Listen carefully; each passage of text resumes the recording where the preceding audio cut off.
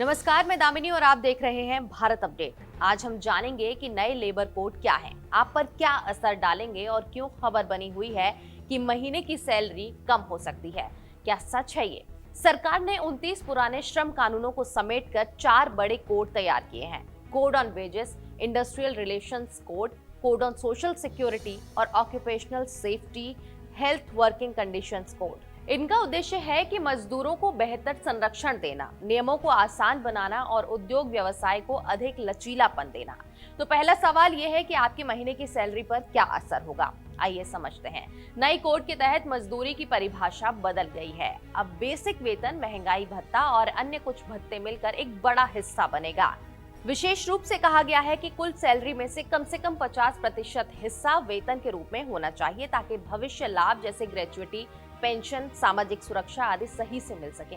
इसका मतलब हो सकता है कि टेक होम सैलरी यानी कि हाथ में मिलने वाला हिस्सा कुछ कम हो जाए, क्योंकि अधिक कटौती पीएफ, ग्रेजुइटी आदि में होना शुरू हो जाएगा।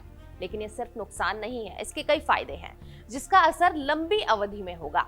हर श्रमिक को न्यूनतम मजदूरी का अधिकार मिलेगा, चाहे वो संगठित हो या असंगठित। फिक्स टर्म कर्मचारियों को सिर्फ 1 साल के बाद ग्रेजुइटी मिलेगी, पहले ये 5 साल बाद थी। गिग वर्कर्स और प्लेटफॉर्म श्रमिकों को भी सामाजिक सुरक्षा का दायरा मिलेगा। महिलाओं को रात में काम करने की अनुमति है और सभी तरह के उद्योगों में समान वेतन भी है, जब सुरक्षा उपाय हों। तो छोटे बड़े उद्योगों और कंपनियों को क्या करना होगा? कंपनियों को भर्ती करते वक्त लिखित नियुक्ति पत्र देना होगा।